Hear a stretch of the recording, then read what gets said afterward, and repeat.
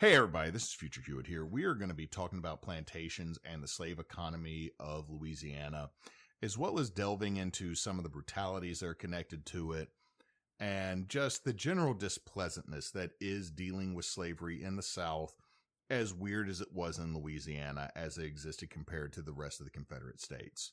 So, if you want to skip this one, we understand, but we really encourage you to listen to it because it's part of our history and heritage, and we only learn when we understand so we don't repeat the mistakes of our past. And we're also going to shit on it. Yeah, we are 100% going to shit on slavery. So, hey, if you want to stick around for that, I hope you enjoy.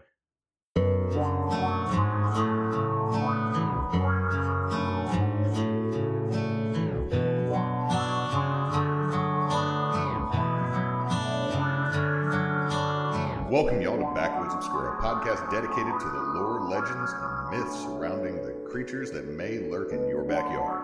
My name's Hewitt. I'm Chris.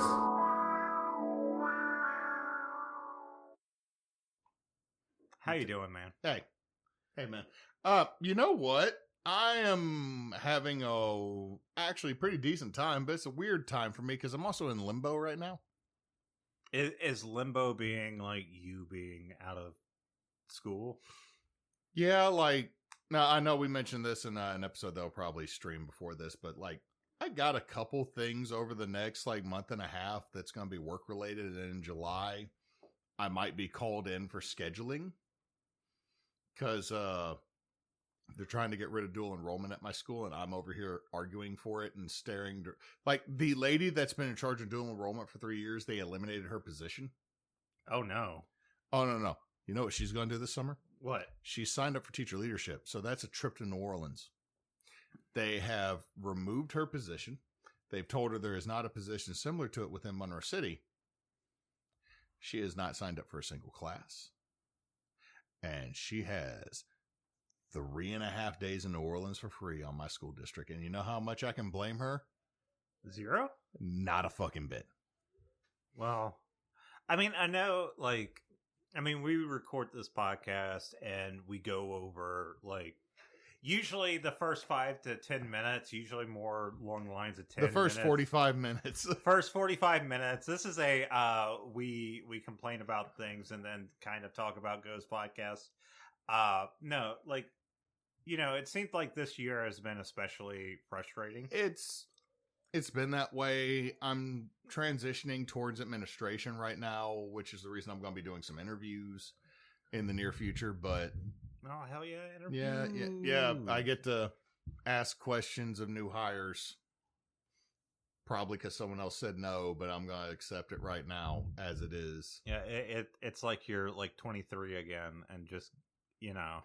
Who wants a pizza party? Yeah, it's like, you get new responsibilities. Do I get paid for it? No. We pulled the ladder up. God damn it, boomers. Anyway, so we're doing that. She's doing that. So I'm now dealing with the counselors doing dual enrollment, and our counselors are not great at all. I like them personally as people. They're very sweet. But when it comes to their jobs, I've had to call them and tell them U.S. history and U.S. history dual enrollment are not the same course by number, which means if you put a dual enrollment kid in my regular American history class, I am teaching 2 separate courses the same hour that don't start at the same time period. And they're like, are you sure? I'm like, go double check the course number in the system. Oh, there's 300 years difference. So, yeah. And I'm over here not trying to be the sassy fat white man in a room that's off in the corner of the school that everybody forgets about, because I really would like them to keep forgetting about me. Because when you get ignored, so much more freedom. Anyway, we're getting into the summer season, right? It is the summer season. What's that temperature like, Chris? Hot as fuck. Would you say it's burning? Yeah. Like burn, baby, burn. Yeah. Disco I know what Inferno. you're talking about. Oh, burn the mother down. We're talking about Sherman levels heat right here. Yeah, we cranked the oven all the way to William Tecumseh Sherman, which I'm going to say this for all the Southern history aficionados. We need to respect that man a whole lot more. I know some people are mad at him about burning Georgia from Atlanta to the coast, but I'm not going to say William Tecumseh Sherman was ever a good man. However, first president of LSU, and he understood the job he was given about stopping treason. Okay. Turn the oven all the way up to stop treason. Yeah, and you. Okay, so it just says off to the side WTS. So I'm gonna give a bit of a. This is a bit of a tangent off this, but I was driving home like a month ago, and there were some people on the bridge, Lee Joyner, and I was going over the bridge, and they were sitting there. They had Confederate flags. They had like the Confederate flag, a Confederate flag, and then one of the Confederate, the battle flag, and then the hold on. They had the 90% white Confederate flag, and then they have the half and half American and Confederate flag for Confederate History Month. That one pisses me the fuck off. I was like super close to like rolling down my window and calling them a loser and telling them to throw that shit in the wash. Okay, look, here's the thing. You know where a Confederate flag belongs? In a museum.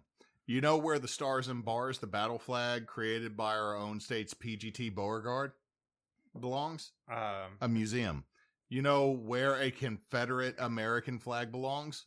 Somewhere deep within the lower GI tract of the individual that was flying it. Oh, that's fair. Yeah. Here's my thing is like, okay. Like I was going to say like throw it in a fire, but no. I will shove it so far up their ass they can taste the China that it was made from. Let me throw this out there. Look, if you are about the South, if you're about the heritage we have here, you know what? Chris and I actually are both very much for Southern heritage.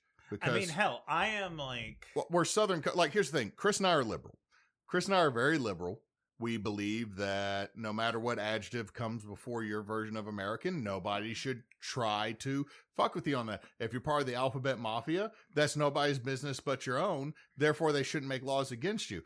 It should be easier to become a citizen in this country. These are things Chris and I both, I believe, firmly believe. And the thing is, we're still Southern coded because he and I would, in a heartbeat, buy a discounted Carhartt jacket or Ariat pants in a second if like they were within our price range. Like, tell me if I'm wrong. If all of a sudden you found a $35 Carhartt jacket in your size. Shit. Like, if you're talking about like just like Southern things we do, like camping. If an ugly stick was $19. If an ugly stick was $19, I'd be buying it. I can talk about with my coworkers about like fishing and shit like that. Like we do. Well, let's be honest. If all of a sudden a shotgun went on sale for like $200, you and I both exude our Second Amendment right by not possessing one. But if all of a sudden like there is a really good shotgun for $200, I mean, we're both gonna go. I might pick up foul hunting with that. But I mean, like, here's the thing. It's like, okay, how many knives do you own? Not kitchen knives, like pocket knives, straight blade. I have so many more. I mean, you get how many knives do you get for Christmas? I think I've only gotten one in the past 5 years, but it's because I just buy knives myself. I every year I have gotten a pocket knife. Okay, here's the thing. It's like my family is like, we don't really do Christmas or birthday stuff. In fact, I did more for my wife for her birthday / our anniversary because it's like a week apart. Yeah, it's like my birthday, our anniversary, and then her birthday, all in August. And like no one gets me shit. And I'm not saying that because... That's a lie. I've gotten you stuff. You've gotten me stuff. I stuff. took you to Mississippi to a ghost house. That's true. That's actually true. You have gotten me the most in the past 5 years. That is an empirical truth. We have 2 episodes and like 3 other mentions of it. And I have credit card receipts. I took you to the Civil War Memorial Park. I We could have driven saying that. That we could have driven in for straight free if we had just not gone to the. Yeah, I mean, here's the thing. I'm not trying to like make it about woe is me or anything. It's like my family just doesn't do. Yeah. Like my mom will get me like a gift card to Amazon, which I don't really use Amazon much. Yeah, but like if it's free money for you. Yeah, I'll buy something. Like I think the last time I bought some camping equipment. Yeah. Which again, here's the thing. Where's that electric battery recharger, Chris? It's at the house. It's charged. But here's the thing. I mean, we were born and raised in the South. I mean, I know my family is like Mississippi, North Carolina, or South Carolina. My family has been in Louisiana since before it was a state or illegally crossed the border in the 1930s. Which my dad doesn't like to admit. But like, here's the thing: is I come from straight American poor ass dirt farm and sharecrop. Like that's my entire. Like you start tracking my family's line, you're like, well, I've improved my lot in life considering my ancestors. I mean, I say the same thing, but for different reasons. Because I have one that's like criminals that. But I think I tell mentioned me, it. How bad you want to go to the Pyramid Bass Pro Shop in Memphis? I really do. Actually. I loved it. So like to get back to the point we're making with this, as liberal as Chris and I have been in multiple episodes of the podcast before that, or anything we've posted on social media, because I believe like every third video on TikTok is me complaining about something or resharing a politics video. But the big thing here is like we're still Southern coded. Like the thing that most people don't realize about the South, while it might be red based on a map by voting, I mean, it's really more purple based on population, because the number of people down here that's like, yeah, unions are the only reason my grandpappy had his job and why Meemaw actually had retirement when she didn't work is incredibly high. Well, I mean, if you think about the voting demographics, I believe the last time I checked, it was like 40-40 liberal, conservative. And then there's that independent 20% that kind of just... Well, also the fact that liberals don't show up to vote. Yeah. But the reason that we've kind of gone on this is we're going to talk about a Southern institution that is in our state that has made the news in the last month. I don't know when Chris is posting this. I mean, this could be before June, after June. I don't know. This could be the next one he posts. It could be 3 down the line. It could be 5 down the line. Chris could post this in 2026 just to fuck with me. But I mean, it and the Bus Druid and the 3-Cheek Beast all launch in the same month. Oh my god, those have just been sitting in the back burner. Yeah, I had to add the 3-Cheek Beast back to Google because I cleared it out a little bit ago to save. Because I'm sitting at like 14 or 15 gigs of my storage, and I ain't paying them for shit. Anyway, so let's talk about a Southern institution that recently had a heat wave.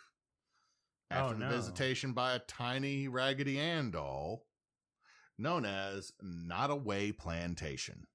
Nottaway. So, one of the biggest plantations. The largest surviving, until it burned down, antebellum homes in the South. And I'm going to explain exactly how big this bitch was. However, let's go ahead and clarify something. Annabelle did not burn this down. Annabelle is a Raggedy Ann doll. Okay, here's the thing. I don't know who to believe in this situation. The Warren Museum says, oh, she's resting back at the museum because someone started a rumor she got lost in Chicago.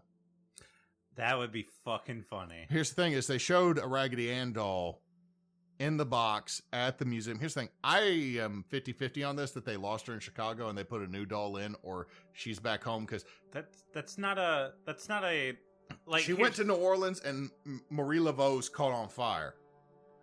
Like, 11 convicts got out. I feel less strong about that one. Here's the thing. A Raggedy Ann doll was a mass-produced doll in the 60s and 70s. Yep. So there could have been multiple dolls the Warrens decided to use. Yeah, I know. Here's the thing. Could it be a doll? Did they lose? Here's the thing. I'm going to say this. As much as we've said the Warrens suck, and as much as I believe the Warrens are bullshit, and you brought up some points about the story behind Annabelle, I still don't want to fuck with that doll on like a spiritual level simply because there's so much around it that we might have tulpa'd it. Like whether or not it was actually a demon inside the Raggedy Ann doll in some girl's room. Look. We're not big enough to tulpa yet. No, I'm just saying, no. I'm not saying you and me are. I'm saying the American people with Annabelle could have tulpa'd that fucking doll. I mean, true. We tulpa'd a president that's in office right now. So, can we talk about like the place burning down? Let me get to that. But I mean, like Marie Laveau's burned down, prisoners got out, some shit happened in Texas. This is the one I'm worried about with Annabelle. They're going to take her to the orphanage in Gettysburg. Why would you take a supposedly haunted doll to a prison or a Civil War hospital inside of one of the most haunted towns in the United States because it was one of the largest battles that ever happened on our land? I don't know.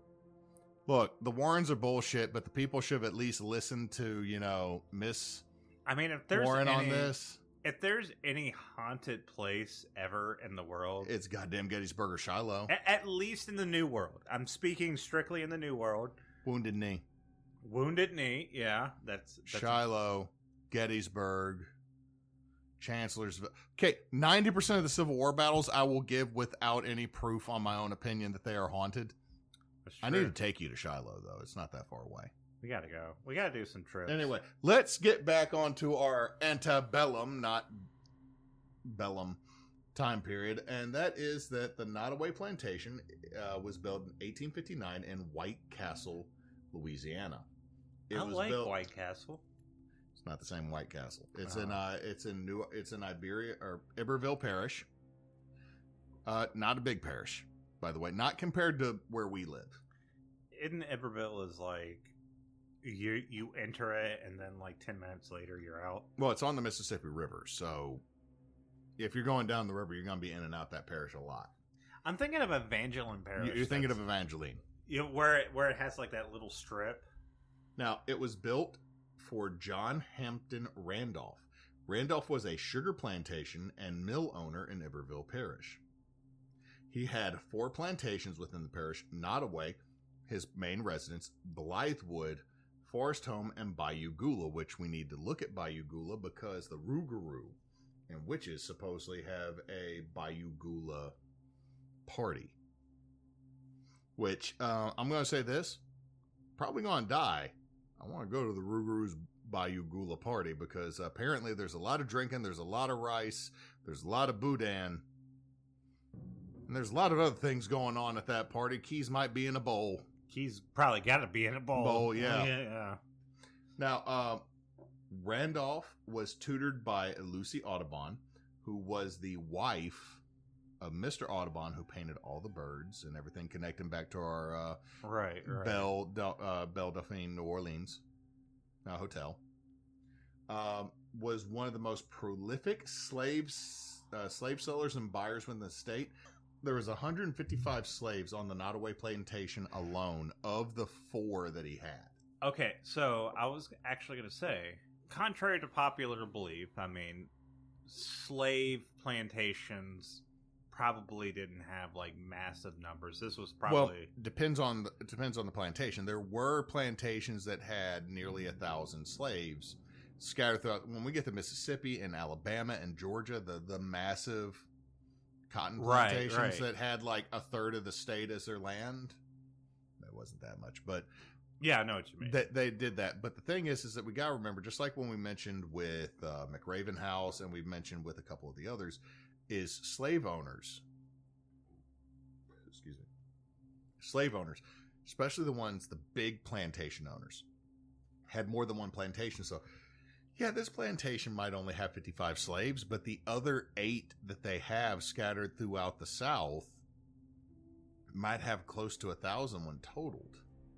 So the big thing with this is that we have to remember that the wealthiest 1% of the South during the pre-Civil War time had not only 80 to 90% of the wealth, most of that wealth was actually tied up in slaves. And also most of the millionaires, or what we would call billionaires today, before the Civil War were Southerners, and it was property and slaves. They were cash poor, but property rich. So in a sense, they did sort of the same thing that like billionaires do today. Yeah, where they could like sell assets and get. Like the big thing like billionaires have today is that they mostly have stocks and assumed assessment value. You're right. So like most of the richest people in the world today are considered so rich because their stock is valued at X amount. They're not selling that right now. And the big thing that's really weird, just like slave owners at this time, they lived in a world of debt. And the reason that they weren't really considered poor living in debt, like you and me are considered poor because we have debt. Like I have more debt than I have value because I'm only 4 years into my home. Yeah, I'm only a year into my car. So like I owe more than I make. But the thing is with these billionaires today, just like the millionaires and the slave owners and the super wealthy of the 1800s, is that they're taking out loans against their assets to have cash on hand. And as long as they're making those payments, the bank's good with extending this loan as far as they can because they have a steady, safe income without necessarily having to call in their loan. So they're still rich. The bank's still rich because these people are still rich, even though they're highly in debt because they're considered solvent. Right. Okay. Which, for you and me being poor, well, I shouldn't say poor, being middle class like we are, or lower middle class, or lower middle class like we are, debt doesn't function the same. And the thing, I hate to say it this way because it's extremely inhumane, and this is the reason we had a warning at the start of the episode, is that if a slave owner ever started to go insolvent, they sell 10 slaves. Because you're talking about selling 10 slaves for $500-$600 a piece in the 1850s. That's like you triple that. It's mad money today. And you don't worry about the moral aspect of splitting a family. Because they didn't. Like, before we continue on with going on about Nottaway, like my parents were here this year, or this weekend, and I love my parents. But my mother wants to be a Moonlights and Magnolia debutante. And my father is... your dad. My dad. Just your slightly angry from the dirt southerner that doesn't believe in white privilege, which exists. It does exist. If you've never had to worry about your skin color walking into a motherfucking place. And to be clear, when someone says white privilege, they're not saying that you're doing anything wrong. No, they're not saying it's not saying that your life is easy. It's just that there's some certain difficulties that don't exist for you. Yeah. But the big thing is like them going off on a few things and me having to look at my mother and go, you realize that everything you just described is still terrible. Like, talking about slavery, like, there were good people that participated in slavery because they would not have identified as bad. Like, by today, we'd consider them terrible fuckers because they own people. But, like, you have people that own slaves that literally fought for the good of other people. They just never stopped and thought about slavery. Yeah. Now, with that said, am I ever going to say there was a good slave owner? Absolutely fucking not. Did it exist and people participate in the system? 100%. Was it wrong? Well, yes. The thing is, it's like when you talk about people, you want to talk. Okay, I'm going to say this. People buy crypto today, so I mean, I'm saying that like, if we're going to talk about like the times, like there were probably people that the emancipation and the abolitionist movements looked at. Like, okay, this person who probably knows someone that owns slaves or something like that, they're not necessarily bad people, but they uphold a... But they're ignorant to the fact that what they're doing to make their wealth is hurting people. And with us today, it's easier to be like, okay, this person is being evil in the actual sense of like, you are participating in a system that is harming other people. But anyway, we're talking about... Now, so I mentioned Nottaway had 155 slaves. Right. Making Mr. Randolph one of the most prolific slave traders and sellers in the state, because that's just Nottaway. That's not all of his other properties. Now, when the Civil War hit, he and his slaves went to Texas and started farming cotton. He took them there so they could not be seized by the Union soldiers as contraband. So, to let everybody know, the first year of the Civil War, any slave that was emancipated, quote unquote, by the Union Army was considered contraband, not a person, because they, like Butler, the beast Butler of New Orleans, still considered every slave property. He did not consider black people equal to a white person. He still considered them property, and he took them as contraband. So the thing is that first year before we made the Civil War morally against the continuation of slavery, there is a question of what the fuck do we do? Which, by the way, let me go ahead and clarify this point. The Civil War had at its core slavery as the reason for it happening. You can look at all the documents of secession that it was to continue slavery. However, Lincoln himself said he would not free a single slave if he could stop this war. So we made slavery the moral cause of the war, while the political cause is you cannot let a third of your goddamn country just leave. Yeah. And I mean, there's layers, but it's also like at the core issue, even if you look at the economic, political. No matter how you cut it, slavery is the core of this. However, was it the moral cause of the war?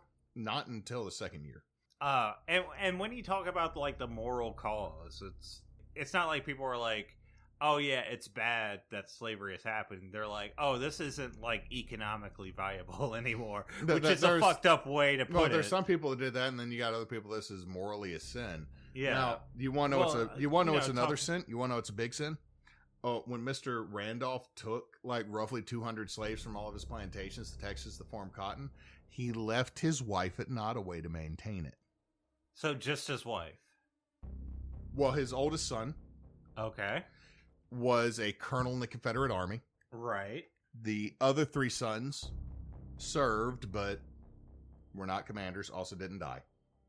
Because the Confederacy had a dumbass idea of put the commanding officer in the front of it for the charge, and then charge at an angry shotgun made out of Michigan. When you put 150 rifles together, you made a Michigan shotgun. So that one of his sons died in the Civil War. So he left his wife there. Now, the only damage during the Civil War that occurred was a one piece of grape shot hit a column because someone saw a big plantation on the Mississippi River and fired a cannon and then got flogged on the Union boat for shooting at that White House that apparently did nothing wrong. I'm going to say that sailor, that seaman didn't deserve to be beat. Don't beat the seaman. But this is one a good piece Christian podcast here. One piece of great shot hit the column and didn't fall out for 15 years later. Like all of a sudden, like 15 years later, a freaking like 2-inch piece of iron fell out of a column near the roof and almost hit one of like the great grandbabies. And I was like, oh no. Oh no. But that's the only damage. Confederates did occupy the building for a brief period and use it as a point of command when they thought they could retake New Orleans. And then they sent like about 100 dudes at New Orleans. 3 came back. The Union didn't do anything. They just fucking sunk in the river, man. Like the Confederates sent fucking canoes across the Mississippi at New Orleans, and like out of 100 dudes, 3 came back because they got caught in the current. Like bitches flipped and got taken out to the Gulf. I mean, like I'm gonna say this: one catfish was Bocephus the catfish, the mother of the Mississippi, and Mama Crawfish ate so well that night, man. Like they, like, okay, forget being on the Mississippi, like a boat on the Mississippi, being a fucking canoe. Okay, no, they weren't actually in. They were in very. It was John boats. It was fucking the equivalent of a fucking John boat, man. Like, that's what I'm saying, canoe. These are very little boats. They couldn't carry more than you're not 8. making it any better. They're not carrying more than 8 men across the Mississippi. 100 men to take New Orleans from 2,000 Union troops. And then they get like some cannonballs thrown their way, and then they get... No, dude. The Union didn't know this happened. They failed so bad. So wait, they failed so spectacularly. They were beaten by the Mississippi River.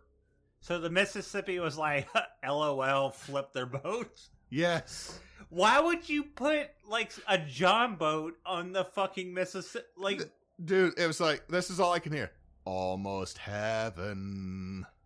So you're telling me that they put 100 people on boats into the Mississippi to try and take back New Orleans? Yes. And they didn't even get close to New Orleans. No. Because they flipped the fucking boats on the Mississippi because the current was the current was too strong for some of them, but also these were made out of hide. That's the reason why I said canoe. Okay, so these people were stupid. They were dumb. They fucked up. They fucked up. They had a cockabout. You know, if someone was like, hey, I need you to get on this shitty fucking boat to go on one of the most treacherous rivers in America to go take back a place that has like 2,000 troops, I would have been like, yeah, I'll do that as soon as I just leave. You know what? I am just going to get across the river and go to Bourbon Street. I'm going to go, hey, I have this gray uniform. Can you give me a blue one, my dude? It's like, here, I'm just going to toss this, you know. So that happened, man. Like, the number of things connected to the Civil War that are dumb as fuck are hilarious. But by 1870, Mr. Randolph's properties, he had to sell off all of his other plantations. He owned a measly, tiny parcel of 700 acres of land. Oh. So he went from 7,000 plus to 700 acres that were immediately around.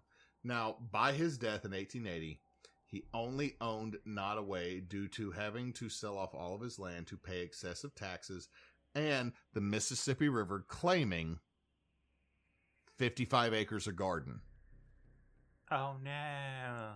When I say Nottaway is on the Mississippi, it's literally on the Mississippi. What was the Nottaway main house that doesn't exist anymore is a jauntly walk of 8 minutes to a levee. So there's a portion, very large portion, 55 acres. Like, I want everybody to understand, like, I live on a half acre. If you take the next door neighbor that used to be our buddy Kyle's house and multiply that by 55, my entire neighborhood, all the way past the school that is 2 blocks away from me, would have sunk into the bayou to equate the level of land loss. Like, they had pecan orchards, cherry orchards, apple orchards. They had a 12-acre okra field. Now, I should not be jealous of a plantation, but I kind of want 12 acres worth of okra right now, personally. I would like 12 acres of, like, farmland just to, like, grow my own shit with, you know. I'm just saying, if you gave me the produce of 12 acres of okra, I'd be a very happy boy, and I'd have fried okra for, like, 5 years. You would have fried okra, pickled okra. Emily would have... I eat fried okra, and I put okra in gumbo. I don't do boiled okra, personally. Or pickled. Emily will cut a bitch for pickled okra. It's good. It is. She likes it in a Bloody Mary. Oh, I've never had it in a Bloody Mary. Oh, no. Emily's had, like, the fully, like, white lady dressed Bloody Mary that had, like, pickled okra, like, a whole Cornichon pickle, another sandwich. Are you talking about, like, the ones that's, like, it basically has a meal on top? Yes. Emily's got one of those that had multiple pickled okra on it. And then she looked at her friend and goes, "Are you going to eat all your okra?" "Well, no, give me." It's like, if you're not going to eat the okra, then. My wife is about as northern as you can get. damn near Michigan, related to Ulysses S. Grant by blood. And she will fuck a pickled okra more than any Louisianian I've ever seen. Now, Nottaway was an example of Greek Revival and Italianate style of architecture. Now, the Greek Revival style, which we've talked about a little bit with other plantations and homes, is noted for its prominent use of Doric columns, which taper at the top and have fluted designs, as well as low-pitched roofs. A lot of Washington, D.C. is in the Greek Revival style, looking a lot like the Parthenon or other Greek temples. Now, they give the give the impression of a Greek temple. Was popular from the 1820s until the mid 1800s, and in a couple cases to the 1900s for those that were slow on the fashion style.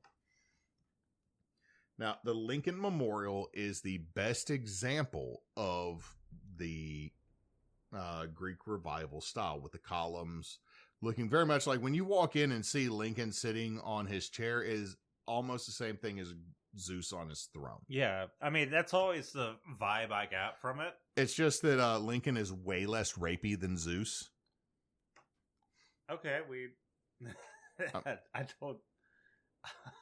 I'm just saying, like, if I walked into Zeus's temple, it's like, you gotta watch your back. The statue of Zeus in the Zeus temple, it's like, I know about you, motherfucker. And then I get to Lincoln, and it's like, you choke slammed the Undertaker. Because he's been wrestling that long. And I'm like, I'm way cooler with Lincoln than Zeus, personally. I mean, personally, yeah. You know, I like Lincoln. Now, the Italianate style is more inspired by the Renaissance in northern Italy, Milan, Venice, all those areas. Now, it was started in the early 19th century in England, not Italy, in England of all places. And was the very first Italianate structure was in Conk Hill, England. Conk Hill? Conk Hill. It would be pronounced Cock Hill if it wasn't for how I had to add an N to this because that's the phonetic sounding. But if you look at the way it's written, it is Cock Hill.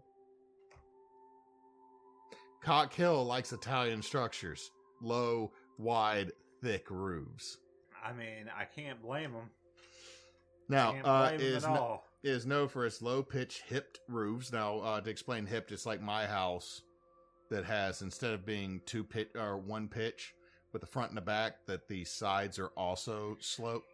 It's also noted for its arched windows, tall first floor windows, and doors that are used, and it's also uses towers. So, like, if you're in an Italianate structure, the first floor might be 16 feet tall while everything else is 8. And the doors are all going to be oversized. The windows are all going to be oversized. And the windows can also be used in place of doors. So you just, like, run out the door or run out the window. Oh, yeah, you might hit the rose bush, but, like, they're big enough to where you could step outside. Like, a lot of times they opened up on the porches. But they were so large to allow for circulation. Now, the original structure was 53,000 square feet. That is 1 acre of floor space. Double my yard in floor space. That's how big Nottaway was. So, how big it was? Oh, I mean, it burned down, Chris. How big it was? Well, I'm foreshadowing. Was. But I'm just saying, 1 acre. That's a big fucking house. 3 floors, 1 acre. So, and the thing is, it's like when you consider houses from that era. I mean, we've been to one recently with the McRaven house. You and I were not. I say recently. It was before my dad died. Yeah, but it's been almost a year. But here's the thing: is you and I physically were not comfortable in that house, in 2/3 of the house, not because of ghosts, because we were tall. Well, I mean, you're tall. Remember when I had to turn sideways to get into Mr. Glass's room? Yeah. Like, Meemaw, Mom, all the college girls, you. I gotta duck. Me. I don't quite have to duck. Hold on. Let me do this to get my broad, fat ass through the door. And then when we went into the sheriff's room, I was also too wide for the door. I was too wide for the fucking stairs. And, like, I know I'm fat, but, like, I'm not too fat to walk. I'm not over here like old dude from Bowling for Soup trying to walk my way through a narrow-ass stairwell. Like, I feel like I'm in the heavier set of normal sizes. But, like, if I did this, I took up the whole stairwell at that place. They're not necessarily big homes. And not just that, like, I'm just going to say this now. Sorry, slightly defensive. You're slightly defensive against the fucking Raven House. I'm slightly defensive against the fat shaming of this one plantation. Yeah. Also, tall shaming. I go out on the balcony, and the fucking balcony is... Dude, the handrail and the stele wasn't even plumb dep on me. Yeah, I was like... Yeah, if I tip over, I'm just If Chris goes like 1 inch this way, he's dead. He's dead in the stairwell, and I can't save him. Like, I'm gone. Whee! Whee! I'm gonna land on this antique couch. So I'm wondering if it was just like, if it's bigger rooms, or if it's just more rooms the same size as the Raven House. This is floor space. This is not like we took the square footage of the room cubically. No, it is floor space, 1 acre. 53,000 square feet in the main house, not the quarters that got turned into cabins, not the carriage house that got added later. So you're saying the house, if you take away the walls, and you just had the floor equals 1 acre. Yes. That's a big ass house, or it was one. This made it the largest surviving antebellum home until the fire in 2020 or 2025. Now, Randolph and his wife had 11 children. 7 girls and 4 boys. Only 1 son did not survive. You know what? He survived to fucking adulthood because he was a commander. He was a officer in the Confederate Army. They're like, he didn't survive. It's like, I mean, he did survive. He just was an asshole who got killed. He was in the Confederate Army, led a charge, and got fucking shot. It's not like he died. Like, I don't like. There's probably like another 2 or 3 they didn't really list it of children who died before adulthood. But I'm gonna say this: Emily Randolph had 11 kids. Oh, she beat out Laveau. Over 19 years.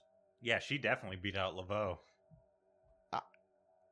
I'm just going to say, like, in the 1800s, that this lady did not, like, get sepsis or die of something. Oh, my fucking God. Also, the dad, like, fucking chill out, dude. Dude, step back. You know what? Take all 5 1/3 inches and chill.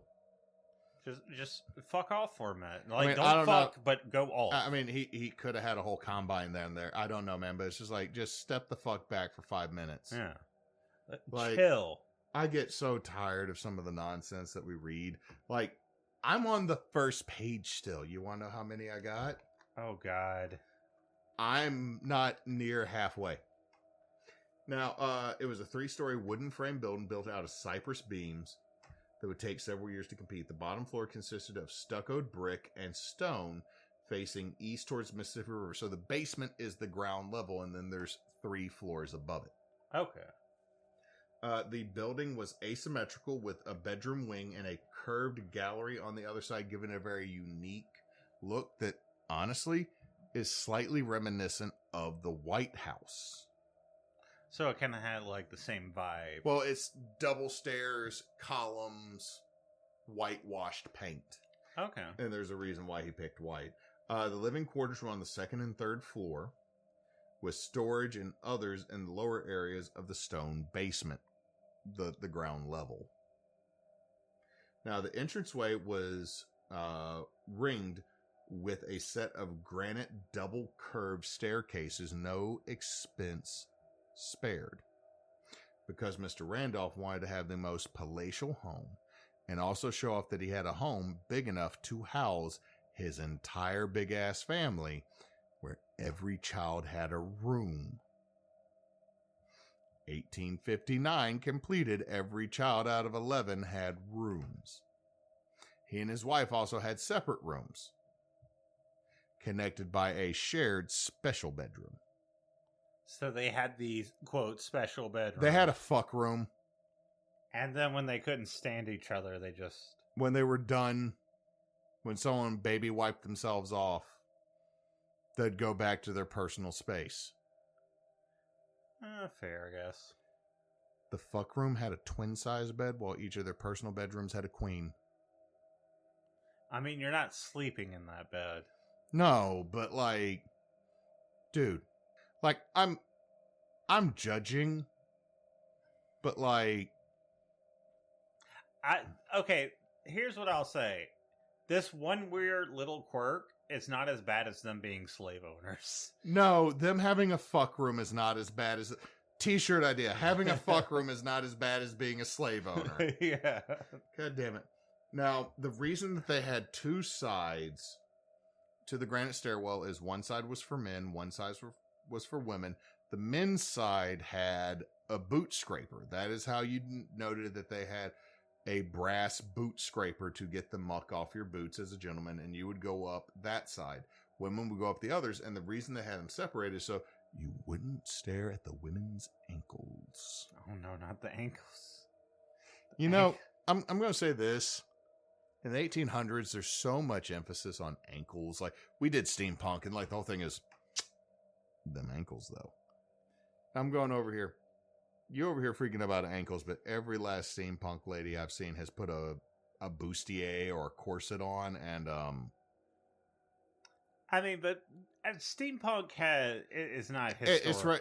It's not. But like, seriously, I'm like, and I'm saying this with all due respect to all of the women that we did steampunk, but the way women dressed in steampunk would not be acceptable. Would not be. But the thing is like, in the Victorian era, they had the pigeon chest and they had the bustle. The bustle made the butt look super big. Like, I don't know if you remember the old Disney cartoon with Calamity Jane. I think it was Calamity Jane, but she had like the bustle on. She started bouncing and she bounced all the way to the moon. And so Pecos Bill had to try to go get her. So it's like she did it so she looked like she had like the double to the triple C thick backside. Right. And then pigeon chested means you have a padded blouse that makes the front look bigger. So they're doing this exaggerated like hourglass, and yet it's the ankles. These motherfuckers. Well, I kind of get it because it's like, okay, we know that like those areas are exaggerated, but if you look at those ankles, them knobby, there's nothing sexy about an ankle, dude. It's like skin and like 5 bones hitting each other. Like if you're, I want to say like we listen and we don't judge, but I do not prescribe to that at all. I will judge you so hard on certain shit. But like, well, here's the thing.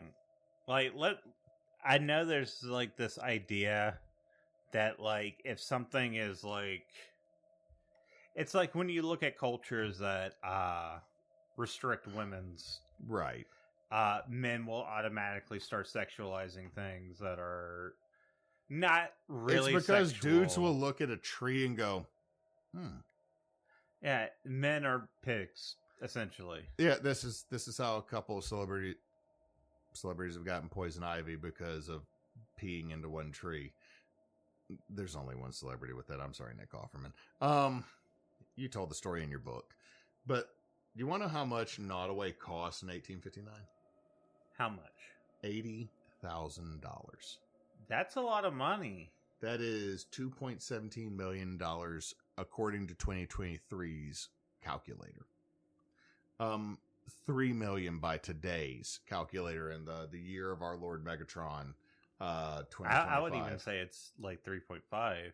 It's 3. Okay. I did the math. It's in my notes. Oh, okay. You got notes. Yes. Now, Mr. Randolph did not want anyone else to have a house like him. He wanted a one-of-a-kind. So he burned the blueprints that he took from the architect. When the house was done, the architect brought him to him. Yes, these are the blueprints. He grabbed them, threw them in a fire.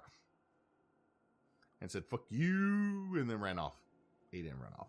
He just went inside his house. He just stared at the dude directly as the blueprints burned. Because the dude's like, I could have built like 5 more of those. There's like a dude in Georgia. Or he was like, I have photographic memory. You No. fucked up. No, he didn't. He would have had that dude arrested if that was the case. Now, the plantation, like I said earlier, had a acre of floor space. There were 64 rooms, flush toilets in 1859. Flush toilets, hot and cold running water, gas lights, and a call bell system for the, as the website said, servants to use. We're going to get into the website here in a second. Now, they had a grand ballroom that still stands, is still the ballroom they had built slightly after the plantation was made. It's not connected. It is known as the White Ballroom.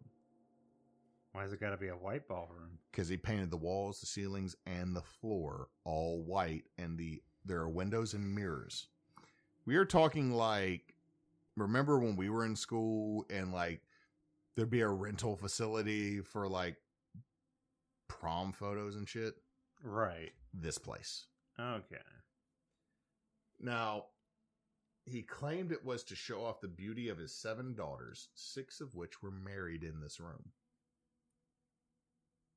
These are my daughters, and I need a white room to show off my white girls so that everybody can see here that they're all beautiful, even Peggy.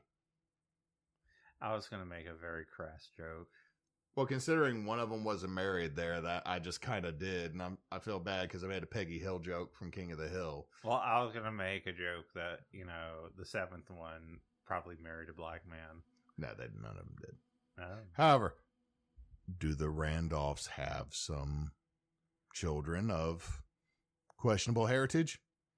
Yes. Probably, yeah. I'm not getting to the most descendant of the Randolphs yet. I'm going to get there. Now, this room was painted white, large mirrors, large windows, had a large white Rococo marble fireplace on either end. Bougie. Now, other rooms include the gentleman's study, formal dining room, and stair hall. All on the second floor, going up, because remember, the bottom floor of the basement is all stone. The main stairwell, not the granite goes in, but the main stairwell that leads up to the second and third floor, quote unquote, is made out of was made out of hand-carved mahogany. Mahogany. King Yema would have approved. Now, the plantation originally had a massive personal garden, but like I said earlier, it sank into Mississippi. Post-Civil War, Nottaway was reduced to 800 acres and eventually got down to 700 acres. And then by the modern era, it was down to 50 acres of land. Now, Emily Randolph, the wife, sold the plantation for $50,000 in 1889, moved to Baton Rouge, and split the money with her 9 surviving children at that point. Now, Desiree Pierre Landry and her father-in-law, Jean Baptiste, we mentioned Dugas, owned the plantation until 1909. The plantation changed hands a few times due to foreclosures and other reasons. It was bought by Dr. White, W-H-Y-T-E, White G. Owen, former Surgeon General of Louisiana. Oh. Now, in 1949, his son and wife inherited. His son's wife tried to keep up with the plantation, but couldn't after her husband's death. 700 acres, man, is a lot to keep up with. And a 100-year-old acre-sized plantation house, extremely hard to keep up with. In 1980, she sold the plantation to Arland K. Deese, who had remodeled the Myrtles, with the promise that she could live there until her death. On her death in 2003, Nottaway ceased to be a private residence, became a resort. Now, before it became a resort, they had an idea to turn it into a medical facility, turn it into a nursing home. That never went anywhere. Paul Ramsey bought the house in 1985 from Deese and looked after the property as either it could become a medical resort or it could become a convalescence home, because Ramsey was a Australian medical business magnate. So, didn't have a soul. I mean, that's one way to put it. The owner of every single insurance company and every single medical industry owner that like owns multiple hospitals and will deny people life-saving care because their insurance won't cover it has a place in hell.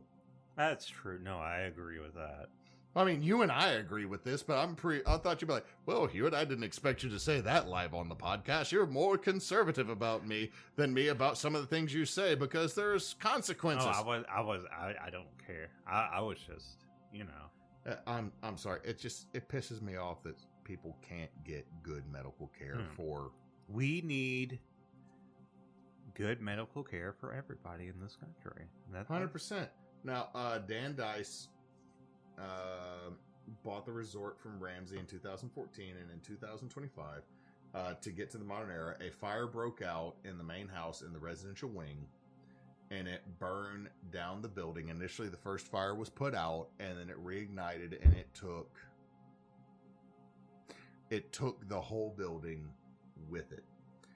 The only surviving buildings on the property as of right now are the Overseer Cottage, the surrounding cottages, some of which were slave cottages, some of which were modern construction to look like the slave cottages, the ballroom, the Randolph family cemetery, and some of the other random outbuildings that were used, like the bridal suite, the groom suite. Right. Those are still out there because they were not connected with the fire.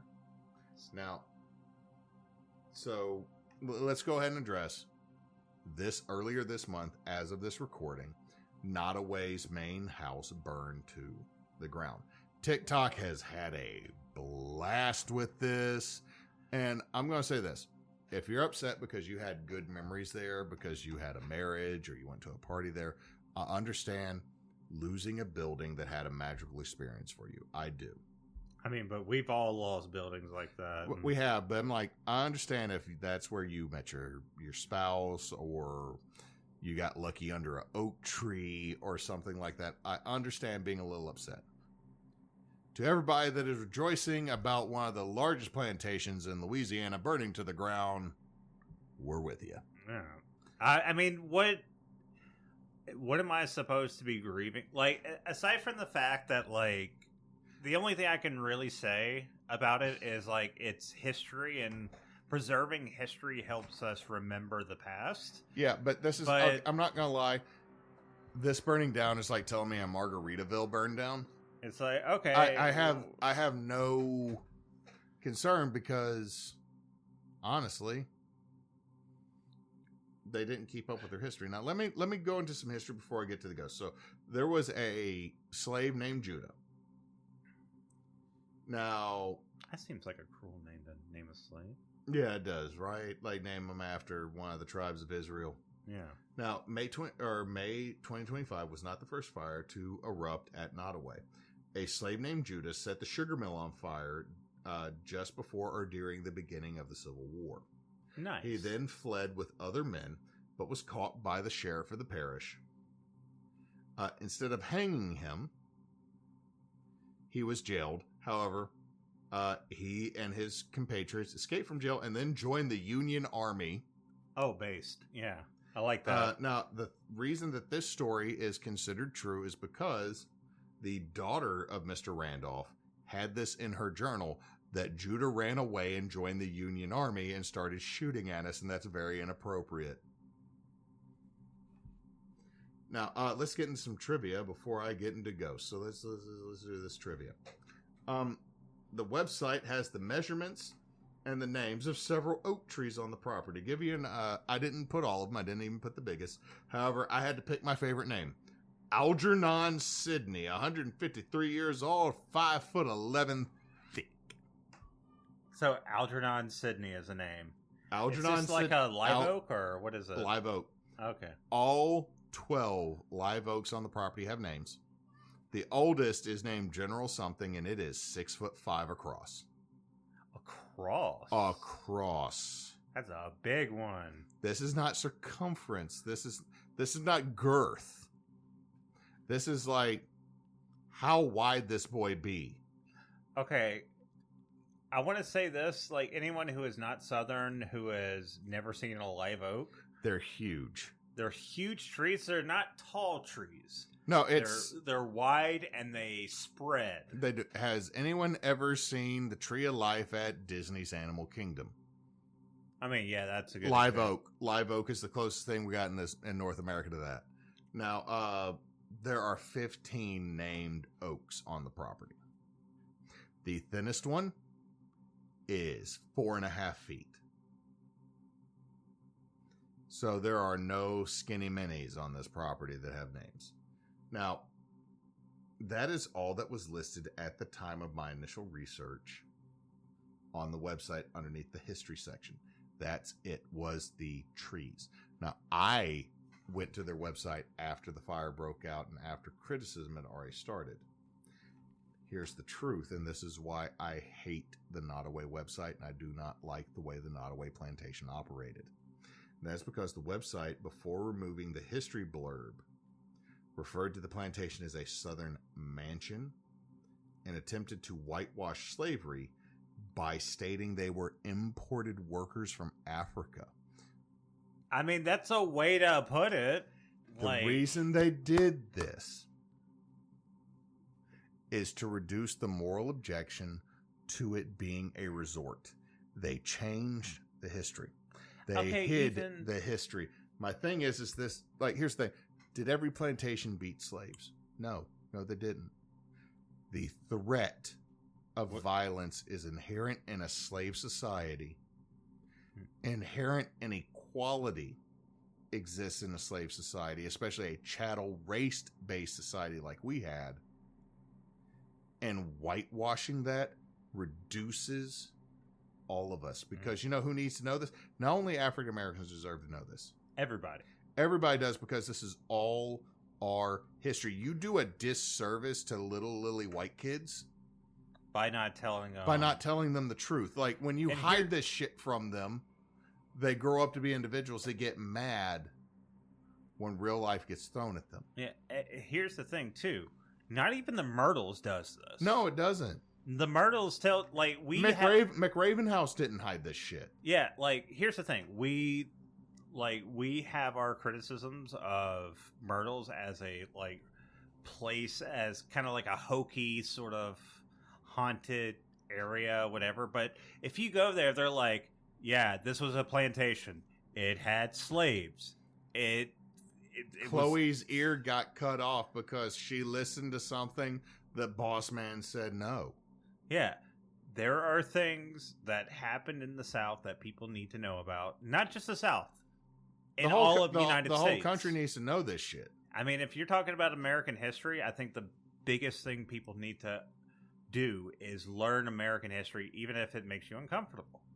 Because it's not just slavery, it's Native American, and I'll go ahead and say a contentious word, Native American genocide. Yes. That happened here.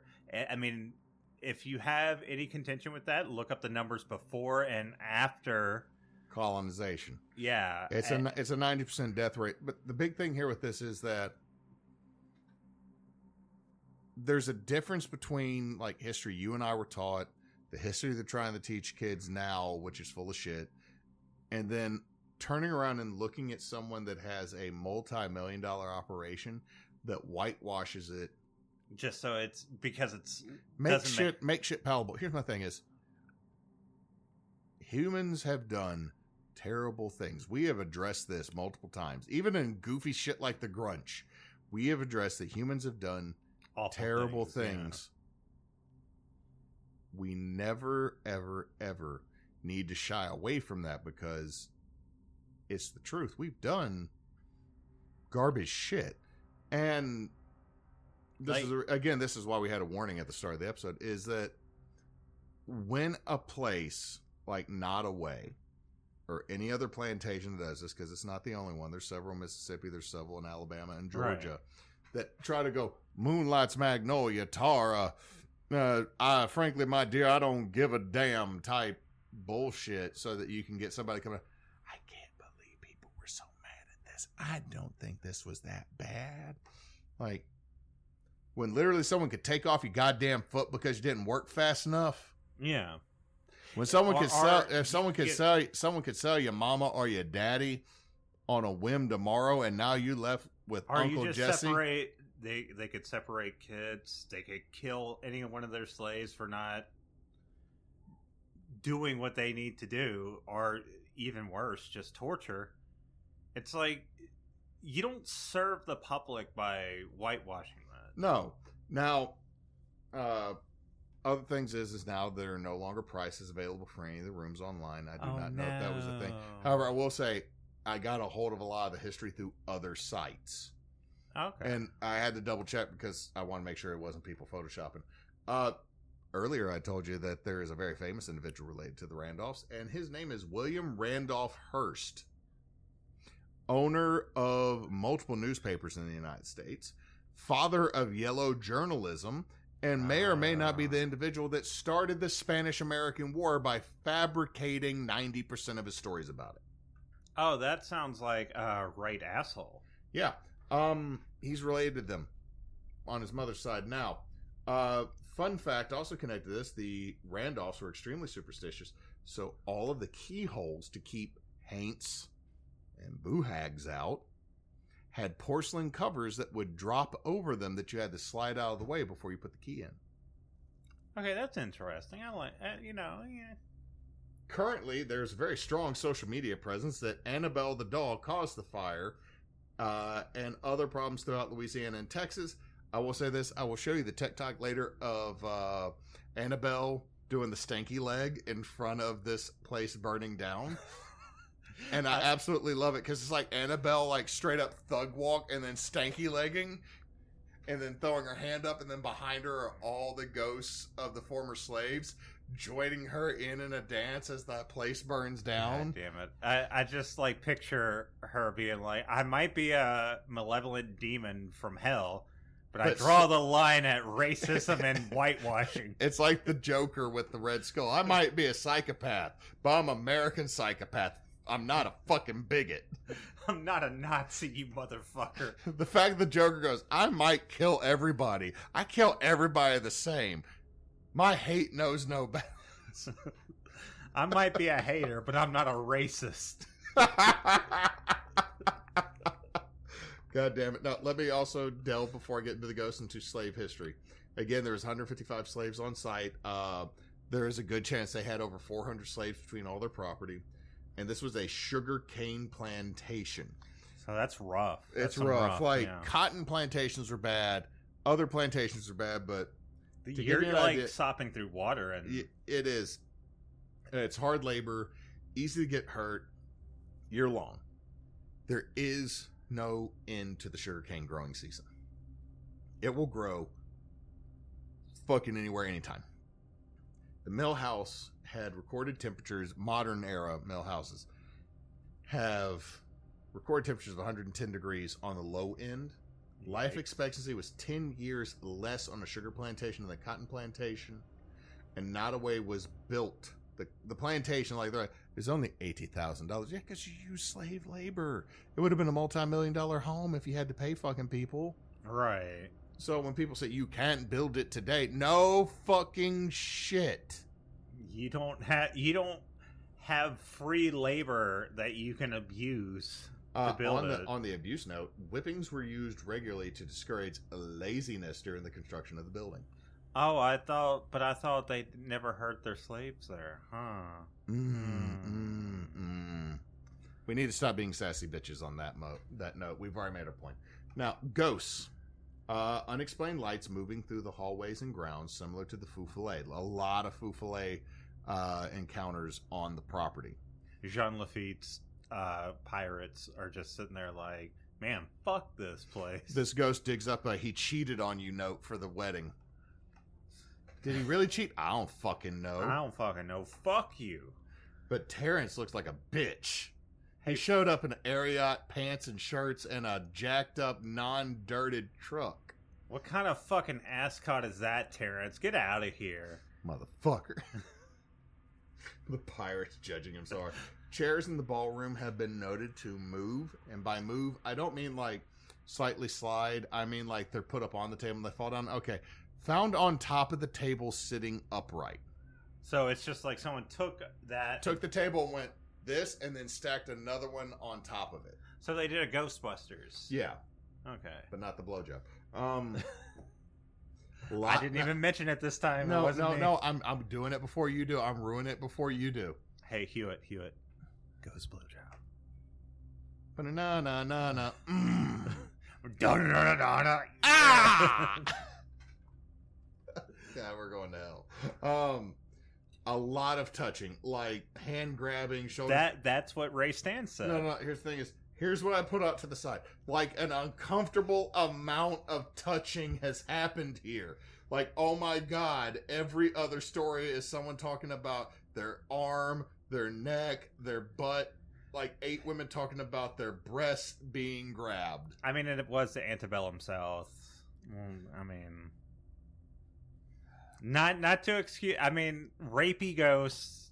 Just no. I'm just like I have it list like an uncomfortable amount, and then it's just bullet points underneath it, and I'm over here going, "That's a lot. That's a lot. That's quite excessive. A bit." Footsteps on the main stairwell have been noted since the early 1900s. Caretakers and other owners and guests have all tried to see what's happening up. One of the caretakers showed up with a loaded shotgun and shot out a window because they heard someone coming up the stairs and they would not answer them, so they shot. And then the steps came up to them and past them.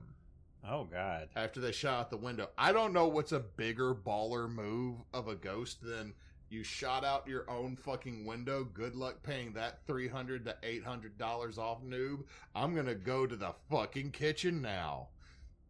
Past you, and I'm going to touch your butt. Fucking antebellum ghost. I wish I could push him down the stairs. But the building burned down. Now, there's a lot of orbs caught on camera, as well as orbs seen by the naked eye. Okay, whatever. Yeah. Shadow people have been seen in the hallway. A shadow person has been seen beckoning people into one room. So it's just like doing that thing? Like, where it's like... Somebody come get her. It's like, come here.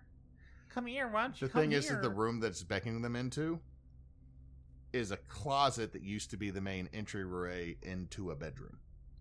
Before, I mean, the whole thing burnt the fuck down. I don't know, act like, yes, if you go up to the 3rd floor, there's a closet that used to be the master bedroom entryway. There's just air up there now. Now the ghost is like, how am I supposed to murder people now? How am I supposed to be spooky when the whole place... Thank you, Annabelle. Multiple full-body apparitions of women sitting on bed and fluffing pillows. So they're just like... Are they like voguing on the bed and just... Hey. No. I'm fluffing a 1800s didn't vogue, my dude. 1800s didn't vogue. This is like, draw me like one of your German girls, and like my bloomers go down past my feet and are tied off. So she just had like sausage legs. She's over there in the American version of a burqa before going to bed. And fluffing the pillow over that. I'm fluffing the pillow. Hello, I have syphilis. Is this sexy to you? I don't know. Is yellow fever sexy to you? You know, I need to be thrown in the pile. I'm going to be contagious. You know what's a more obscure cause than anything in the South than secession? Orgasms. Oh, God damn it. Now, like I said, full body apparitions. There's a small girl that haunts the carriage house and the area around it. She's seen dancing, and she has moved security cameras and then gone and danced in the spot. Like, all of a sudden the camera gets, like, someone tapped it, and all of a sudden there's a little spectral figure dancing in it. And I'm like, if this is fake, that's really fucking good. But at the same time, that's the most intelligent haunt I've ever seen. She's like, you're going to notice me, my friend. Now, in 1979, a deputy saw lights flickering and went throughout the whole house. B&E'd the house at this time in 1979. The lady who was in the house never woke up as the cop went through, because she was, out the fuck out. And this cop went all through the house, never saw anything, nothing else, just saw lights and came back, locked the house, and left. I'm like, there's an old lady living in this house. It's like, old lady lives in ghost house. Old lady lives in ghost house. It's fine. Yeah, I'm just going to break in here and just check the house out. Okay. There are a couple named ghosts. The first one is the Lady in Black, believed to be the ghost of Emily Randolph. Curious, it's the Lady in Black now. Yeah, Lady in Black, not Lady in White. On the third floor, they have seen her, short woman, graying black hair pulled back, wearing a solid black mourning dress that goes up to her neck. Oh, so she's like in black because of mourning. Okay. Mourning because her husband died before her. The flaw in this argument is on that floor is a picture of Miss Emily Randolph in her mourning dress that was painted full body. So, I mean... There was.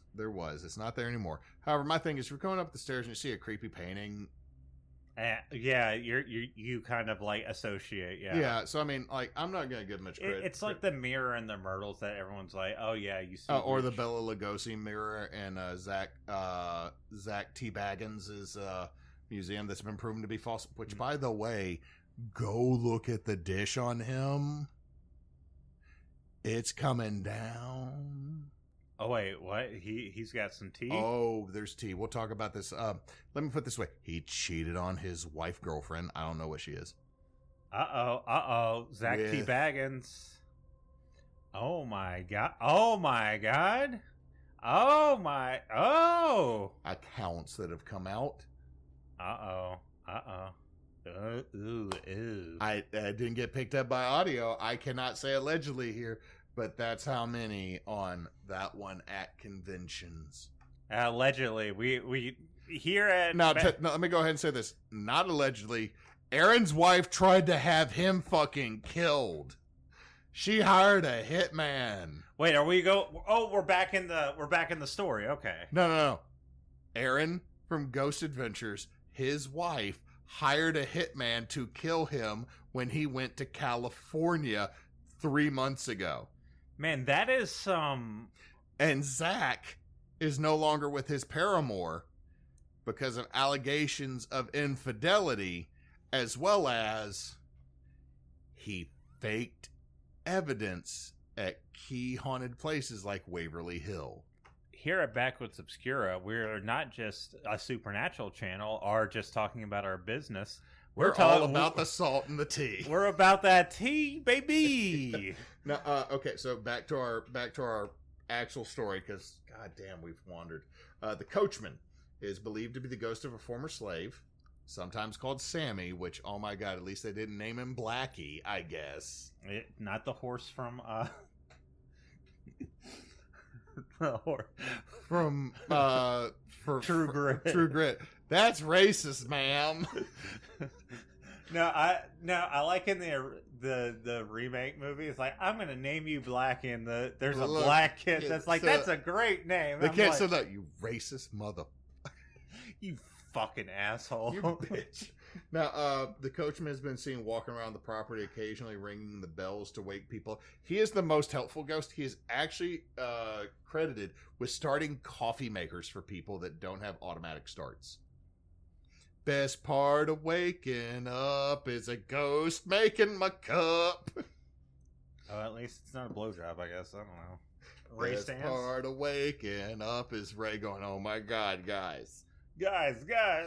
Guys, no one's going to believe me. No, Ray, we're not, you fucking nerd. Then there's room 14.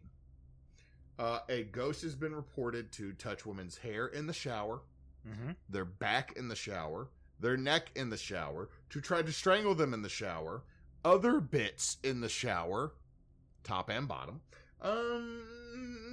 and also break the legs on the tub, making you fall out, and one lady almost broke her neck on the sink and dislocated her hip on the tub when the claw foots of the tub broke. So, pervert murderer ghost. Yeah. Richard Nixon ghost. No, LBJ ghost. Not LBJ.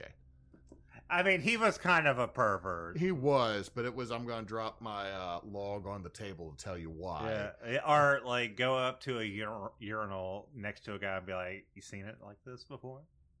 Have you seen this? I'm sorry, LBJ. LBJ was such a fucking troll-ass motherfucker. All these helicopters are mine, son. I'm the president. God damn. Anyway, furniture in the room has been moved. People have found the furniture hovering. People have found the furniture turned over. And this is like, was antebellum, like 300-pound plus canopy beds and dressers next to it. Just 90 degrees over. You and I together couldn't flip some of these beds easily. I mean, I'm assuming they're like the big fucking fuck-off, like, made of oak. The mallard frames. bed that we saw at McRaven House, that type of... Giant-ass bed, yeah. So, like, how much does this weigh? Well, we took one redwood from California and made all the furniture in this room. Let's see. When a cleaning personnel went into the room after hearing a bunch of stuff, and the room was completely empty, but the furniture was all stacked in a corner. Like, the bed was pushed, dressers were put on it, side tables were put on it, the coffee table and the bench in the room were stacked on top of it. Like, this is some, like, I would believe Aerosmith did this before they left the place to fuck with people type shit. But it's like nobody had been in the room for 2 days. And someone had definitely come in and cleaned the room before then. Let's see. Odessa Owen, the last owner of the house. Before it burned down. Before it was turned into a non-private resident. Okay. Odessa Owen, room 14, was her room. So the lady said, I'm going to live here until I die. Room 14 was her room. And did she die in that room? Yes. Oh, okay. So she kept her promise. That's cool. Multiple images of people now connected to stuff on social media. Multiple images of people in the smoke. However, I'm going to say this. A lot of those images are doctored. There's one image like, I see someone moving through the house while it's on fire. It was a fireman that had put a wet towel over their helmet and their rebreather. Like, it's someone in a turban. No, that is a fucking firefighter going through the house after it had gone out the first time before it reignited. They're going through and like hitting hot spots.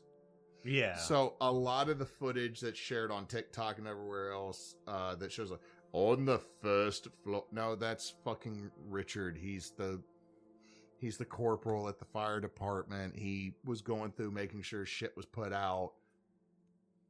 However, Ellis, the newest dude, didn't, and a bitch lit right back up. It's like, whoops. He accidentally left like 8 bags of fire starters from Walmart in there. Now, Ghost Labs that was on Discovery Channel for a while, caught a lot of EVPs, an apparition on the stairs, a lot of cold spots. They came in July, and they caught a 25-degree temperature difference on their thermal in the stairwell. The REM pod also went off and flung itself across the room. Like it went, no. Now, I don't know if someone could have had a string tied to it. It could have with the arc, but at the same time, it looked like someone Pele'd that shit across the room. In 2008, several guests reported disembodied humming in the hallway. The song that most people throughout the year heard was Dixie. Like, I'm going down to Dixie? Which is the fucking funny thing is that song was made in the North. The Mirror. Now, this is the I think there is like the Confederate version and then the Union version. No, the Dixie was Dixie. It's just that kind of like how Yankee Doodle Dandy started out as a slur against Americans. And then we were like, yeah, we're going to fucking take this shit. Fuck you. It is macaroni. That is very much Dixie for the South. Like, Dixie was like, you know, na-na-na-na-na-na, Dixieland. Yeah. Like, because Northerners liked our climate, but, like, didn't like our social climate. Now, here's the thing. The only thing that was in this building that I would not have fucked with, Chris, is the mirror. It was bought in the 1980s. It was brought in for the renovations. It is a mirror from the same time period, but is not original to the house. It was placed in the ballroom. People reported seeing things in the mirror that were not there. The mirror did not match the movements of people walking through it. So, like, you'd see yourself move, but you'd see yourself, like, no, like, time delayed. Yeah. Or you'd see, like, you went this way, but your reflection went a different way to do something else, like you're staring into another dimension. Faces would appear in it. A woman came there for a wedding and passed out in front of it. The mother-in-law, which I'm going to say this, my son's getting married to some girl, and I might not like her. But you know how controlling some Southern mamas can be with their boys, and how some Southern boys are about as wimpy Willa as you can get while trying to still look like a 6'3" wall of beef. Mama said I can't do that. Child playing with Legos. So she passed out. She was hospitalized. It turned out mostly through dehydration and a minor stroke, which probably came about because of dehydration. Other faces will appear in it and talk to you. That's not fun. No, and I don't like it. Handprints have appeared on the mirror, the upper top edge of the mirror, not like the bottom. Which that's more like a Myrtle's thing too. Every haunted place that has a mirror has like kid handprints, but the problem is it's like the Myrtles, all the handprints are down on the bottom. Yeah, where like the discoloration is. Right. These were on the top, 9 feet in the air. This was not a small mirror. A woman was seen in front of this mirror, and if you ever tried to address her, she would look at you, have a distended jaw of a silent scream, and then disappear. So she would do like a Ringu situation. Every TikTok horror video, like, I don't like this shit. Also, if you stared in the mirror long enough, it could possibly cause headaches, like migraine headaches. You would see things. So it was a lot of people were a lot of mental virus looking into it. It was like an infection put in. Like the worst one I have on here is one lady looked at it before her marriage, and her reflection started talking to her in her own voice, and she had a hour-long conversation with whatever was in the mirror. If I started like hearing the mirror talk back to me in my own voice, I would have been like, I'm out. I'm gone, dude. Yeah, I'm sorry, I can't have this conversation. However, I will say this. Turns out the mirror wasn't wrong because her beau was cheating on her. Well, that's good at least. At least the mirror was nice enough. She also had got cancer. Oh, no. Now, I have no clue how true this is because that is my one source of Reddit. Oh, yeah, Reddit. You know, that's a good source, right? Now, media, it has appeared in Ghost Labs Season 1, Episode 5, along with 3 other places, because Ghost Labs was like, hey, we're not going to have, like, an episode in one location. We're going to have, like, 2 to 3 locations an episode because we are not renewing you. Right. Kind of like Ghost Brothers, which I love Ghost Brothers. Now, my sources, architecture.com, Wikipedia for the links and sources, Nottaway.com, bullshit website, 999ktdy.com, Mages and Nottoway Plantation Fire, Dispatch.com, Nottaway Fire, Dayton Daily News, Travel Nottoway Plantations, Are There Ghosts There or Not, Discovery.com, 64 parishes, for Nottoway, 64 parishes for sugarcane plantations, which I did not even touch how bad I have it in my notes. I did not touch how bad sugarcane plantations were. Oh, I mean, I've read a little bit because I recently did a game about that circled around sugarcane. Mm-hmm. It's fucking rough. PasteLaneTravels.com, History of Nottoway. TheRoute.com, From Nottoway to Monticello, 15 slave plantations that hide their history. FrightFind.com, WVUE Fox 8 New Orleans News, YouTube. Ghostly Grimoires, YouTube. One Mike History, YouTube. www.blackenterprise.com, Nottoway Plantation, Burnt to the Ground Good. And, let's see, what was the last one? Afro.com / Why They Hide Plantation History. Oh, okay, yeah. But yeah, thank you for bringing this. I mean, I had heard a little bit about the plantation burning down, but I didn't know that, like, they would try... Like, it's so wild to me, and I shouldn't really be surprised by it. There's, like, so many times in our history where they're like, oh, slavery wasn't that bad. Well, the slaves were happy, you know. They learned skills. They got skills, and they were able, after Reconstruction, which we kind of fucked up, they were able to become blacksmiths and stuff, even though we instituted Jim Crow. It gets frustrating, but it also... Well, the fact is that post 1880, the amount of rewriting of Southern history that occurred gets really frustrating, because before 1880, there was not a question about why the Civil War happened, why these people did what they did, what they were fighting for, what they were arguing for, and it's post 1880 that we really get the lost cause, states' rights, and all this other shit that doesn't...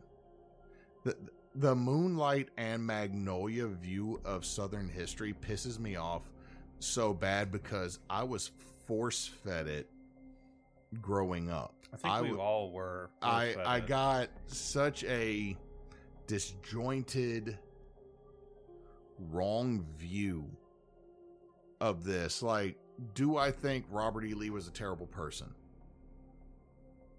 I mean, I think we went over this earlier. It's like, yeah, like some of these people might not have been like terrible people on an interpersonal level, but they engaged in this. But they supported, engaged, and perpetuated certain attitudes. I mean, like, and like Robert systems. E. Lee was like, I don't like slavery. Moral reasons? No, I just don't want to keep up with them. And I'm like, that is such a wimpy white boy answer. Yeah. But at the same time, he turned around when the war's over. It's like, General, why are you praying with that black man? Because they told us we're all equal. We can all pray to God here. Shut the fuck up. And I'm like, oh, that's cool. I wish you would have done that. If you could have done that 10 years earlier, my dude, like, you would have been saved and would have been like the inheritor of all of George Washington's good shit. Yeah. But anyway, thank you for bringing this up. And we are Backwoods Obscura. We release every Tuesday. We are on Blue Sky. We're on TikTok. We're on the Facebook as Backwoods Obscura. And we are also Team Bonus Action. Team Bonus Action is a group of friends who like to play on Sundays and Mondays. We are loosely affiliated with charity right now, mostly because our charity clerics have real life hitting them. So Chris and I are not the individuals that deal with money whatsoever. So, but if you can donate to the Trevor Project, the ACLU, or St. Jude's at this time, we would greatly appreciate it, because we need to help children and we need to fight for rights. And with that, I hope you have a good day or night or whatever time it is over there. Hey, Chris. What? Do you know what type of bird ghosts like? I think we did this. What? Blue-footed boobies. I like boobies too.